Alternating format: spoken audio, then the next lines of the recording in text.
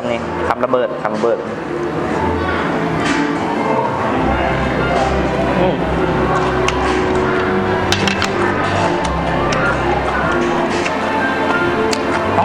โย่สบายดียินดีต้อนรับเข้าสู่ช่วงเลาะชีแตก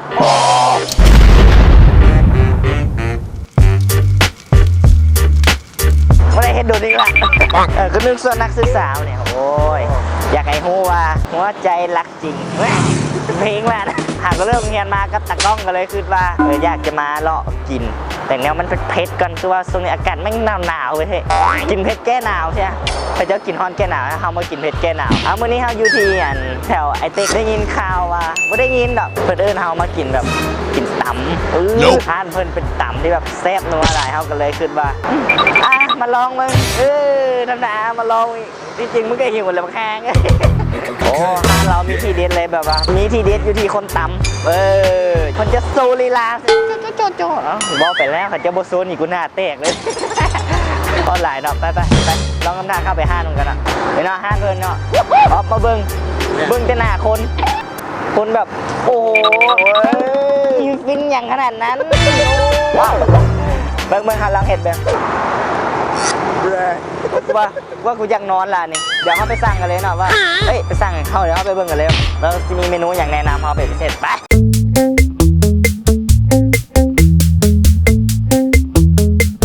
ตอนนี้เขาจะมาอยู่ที่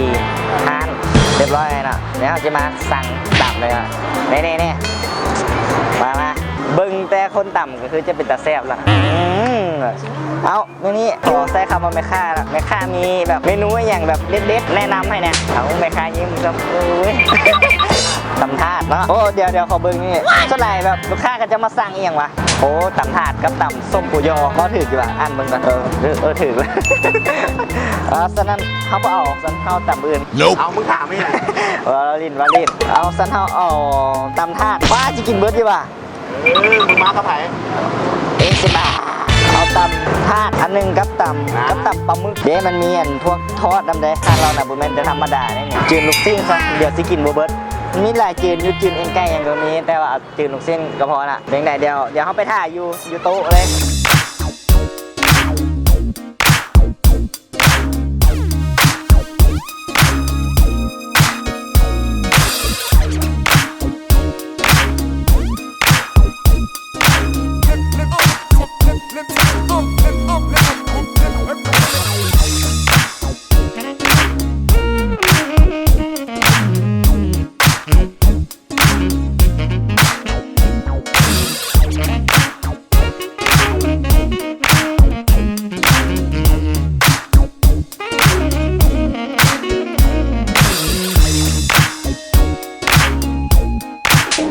มาละโอ้ตำใบตองเนาะตอนนี้มันไม่ตำท่าแล้วโอ้ก็เป็นแต่แซ่บเลยเดี๋ยวทาอีกเมนูหนึ่งเนาะกับจืดลูซิ่งกับอย่างก็ตำปลาหมึกกูซะเดี๋ยวต้องทาเนาะมันค่อยพร้อมหน้าพร้อมตากันเป็นแต่แซ่บ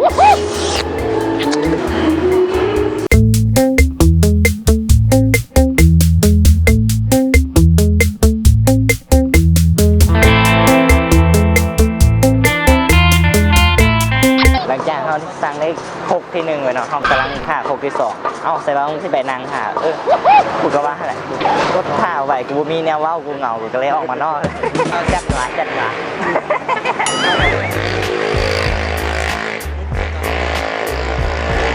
ขับรถจังซี่เนี่ยบ่เกิน20 ปี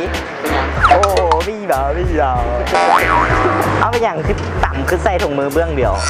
จับอ๋อเบื้องนั้นได้จับดุเนาะ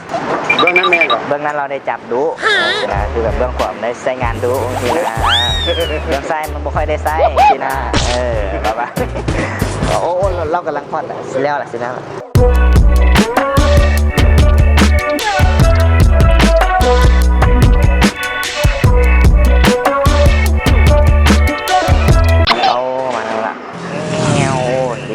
ตำปลาหมึกเนาะนี่นะขอบใจ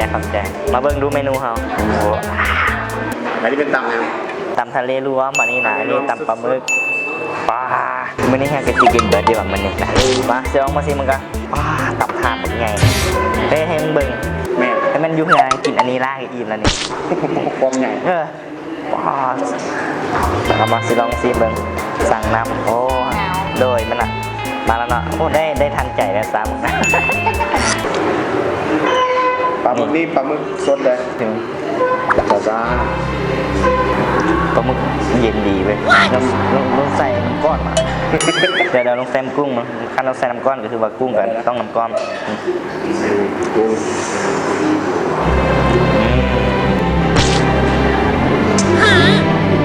ซัดเลย แซ่บขนาดนั้น น้ำกุ้งพุดกรึบนะงามมันไม่เป็นแบบกรึบแค่วอะนะแต่ว่ารสชาติมันจะบ่ค่อยเผ็ดหลายแบบ คนที่แบบบ่มากินเผ็ดนะเขาว่ากินได้เลยเบิ้งอันนี้อันนี้ฮิปฮอปมากินอันนี้ เป็นยังก็มา เยอะก็เดี๋ยวได้แรปเปอร์ เขาทำงานยอแล้วก็กรึบเรียกมันจะมีเบ็ดแบบมันจะมีหนังอยู่น้ำมันจะเป็นยอล้วนยอหนังใครจะเบิ้งถึงอยู่อ่ะเบิ้งอันนี้มันสับปลาหมึกเนาะปลาหมึกสดเอาตัวซุปเนาะเอาบอกแค่กินดิบนะ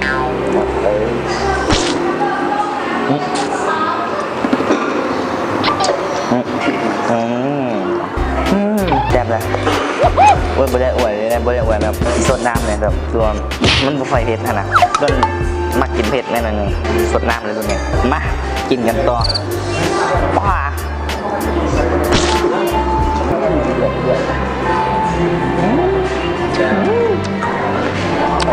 สมมติคำนี้คำระเบิด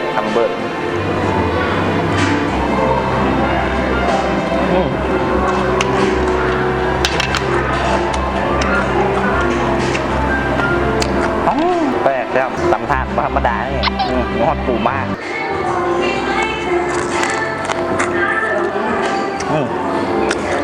ปูม้าสดอยู่ปูม้าสดกินหวานเลยมาแม่นี่ภาษาของเจ้าไทยกินต่อkhông cóสนใจนะมาลองลุยนะลองคนบ่หลายบ่ายครับมาใส่เลย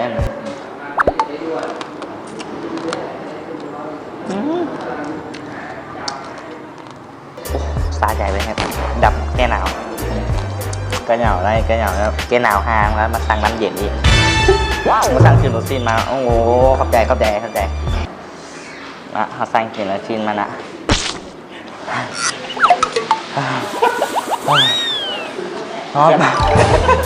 นี่กินอาหารแล้วแบบอาหารแพงๆแม่งกินลงราคาต่ำเลยสัตว์รู้ซิ่งกับแซ่บไหมป้าเฮ้ยลองมาอ๊อฟ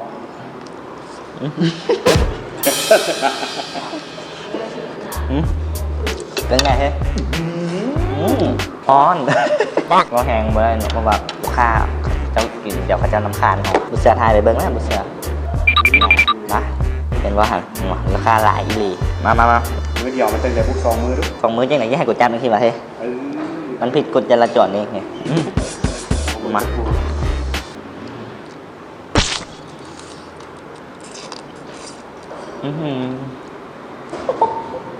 ความปูอ่อนเบิ่งดูมีผักติดมานำเนี่ยพอเอะ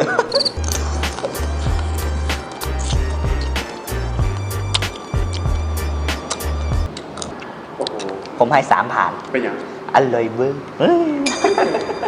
เอาบุบไปฮะครบกับแม่ครบน้อยสัมภาษณ์เนาะสัมภาษณ์เป็นชั่วโมงราคากับต้องแพงเลยหนึ่งราคาเท่าไหร่อ๊อฟ75กับเบิ้งเครื่องของที่เราใส่ให้กับถือว่าโอเคอยู่ได้75มีทางทิชชู่นี่ติดมือพร้อมก็ไหม ทิชชู่กูเซ็ตเมื่อกี้หามากินประมาณ 2-3 คนนี่ได้เนี่ยโอเคนี่เอาอย่างแรกเขาเอาเมนูอย่างมาให้ยังนี่ตับไหนเนี่ยจะเป็นตำกุ้งสลีตำกุ้งสลี โดย ว้า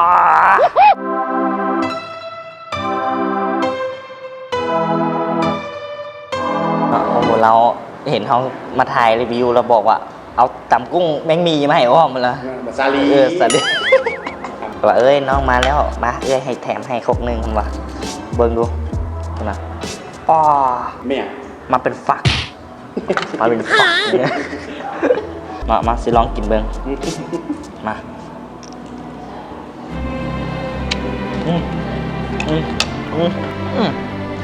ต้องบุษมาสาลีมันจะเข้ากันกับน้ำต่ำเลยกูหากูเคยกินเอาลองมาชิมเบิ้งได้แล้ว ชิมเบิ้งให้เป็นไงให้แซ่บเนาะ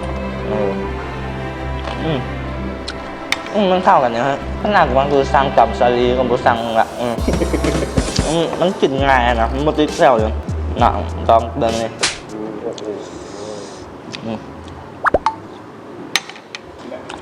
มึงตายกูตาย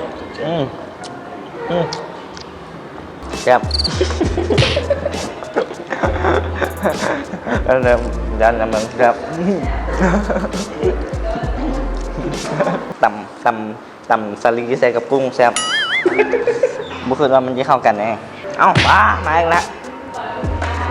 อันนี้เป็นอย่างเนาะ ตัวนี้จะเป็นต้มเลือด ปัง อ๋อแล้วว่ามีต้มเลือดมาให้เนาะพิเศษคือใส่หมักเพชรห้านอื่นจะบ่ได้ใส่หมักเพชรอากาศกับ23 องศาเนาะพอดีกำลังแบบโอเคมาว่าที่สวนตากล้องมากินแล้วของกินมาเรื่อยๆก็ต้องได้รีวิวไปเรื่อยๆนี่มา อาการหนาวใส่กับอันนี้ ต้มเลือดปลา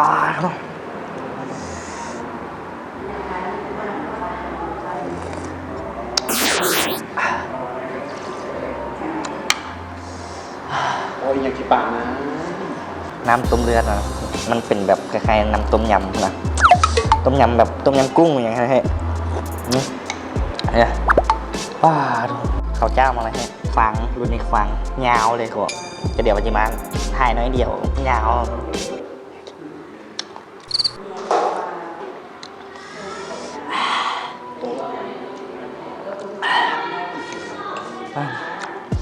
ขอเลือดมันก่อนว่าจะมีรสชาติยังไงถ้ากูบอกเป้านี่โพงแท้กูนะ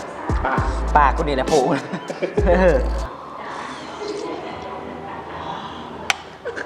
ขออีกคำหนึ่งนะก่อนจะจากกันไปใช่ไหมครับ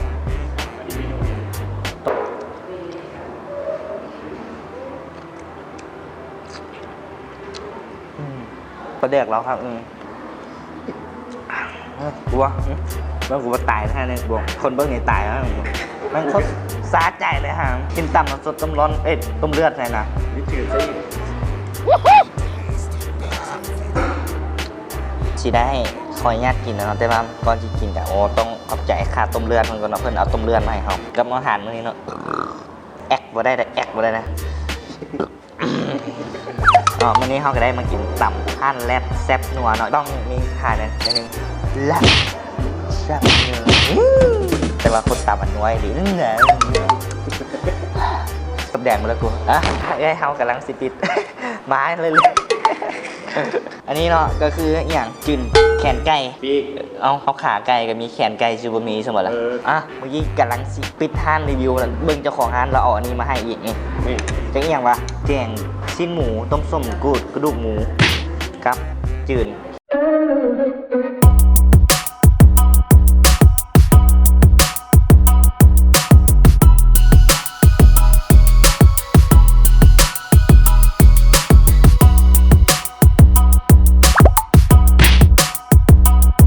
ก็คือแบบว่าเฮากำลังสิปิดเนาะเมื่อกี้แบบเบิ่งเจ้าของร้านเพิ่นเอามาให้กินนี่เบิ่งดูต้มกระดูกหมูนะสุดยอดไปเลยต้มกระดูกหมูเลยเบิ่งชิมกันหน่อยนึง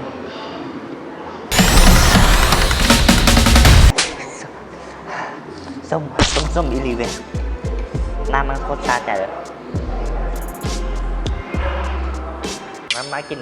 จืนแขนไก่ว่าแขนกันได้ที่บอกเบิ่งเจ้าปอตู้มีควันนี่มีควันนี่มันยังหันฮ้อนไอ้นี่บอพอละบุกไก่โรตีก็ยังแบบเฮ็ดไปได้ไงวะตัวไก่เติมนุ่มนัวไก่นุ่มน้ำเจ้าของน้ำนมป้าอย่าเบิ่งตอนดึกเดี๋ยวสิอัพประมาณ9 โมง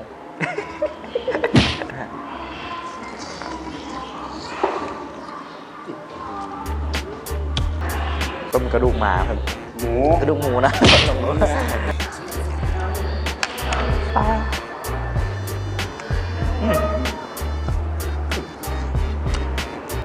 มาก่อนจะปิดรายการไปขอจากกันด้วยปูปูตัวหนึ่งปูแค่หนึ่งเฮ้ยบ่ปูกินไรแล้วเอากุ้งเหรอไงบ้าต้องแกงน้ำก่อนได้แบบมันจะได้แบบชุ่มๆขึ้นชุ่มๆ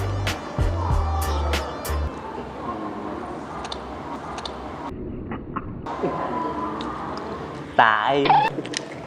จังไหนกะที่ขออนุญาตมากินกับหมูคู่กันเนาะที่มาน้ำกันแต่เดียวนี่กูยังก็ซื้อกินโบเบิร์ตแล้วเนี่ยขั้นไผ่ที่อยากมากินอยู่ห้างตำแรดแซ่บนัวของเบิร์ตเนาะมาได้เนาะอยู่ที่บ้านโพนทันแถวไอเต็กนะแถวไอเต็กนี่มาทางไอเต็กแล้วก็ขี่มามันจะมีปั๊มน้ำมันพาร์ทแล้วขี่บ้านน้อยหนึ่งมันจะอยู่กลมกันข้ามกันทำตำแรดแซ่บนัวจะมีหุบเอื้อยเฮาเห็ดอย่างเงี้ยจะอยู่ฟ้ากงข้ามกับปั้นน้ำมันเด้อปั้นน้ำมันพาร์ทขี่กันมาก็อย่าลืมมาแวะได้เนาะโอ้สุดว่ามื้อนี้รู้สึกประทับใจหลายเนาะกับพานเพื่อนแบบป้าเอามาที่รีวิวจะ2ตำนี้นะแต่ว่ามาแบบเราแบ่งมาให้ตุ๊ดอ่ะก็จะจ้างกันไปก็อย่าลืมกดติดตามกดไลค์กดแชร์กดซับสไครต์คนมาเมืองใหม่ก็อย่าลืมกดคือกันเด้อแม่นเลื่อนผ่านมาได้เนาะออฟฟี่น้อยใจเจอกันคลิปต่อไป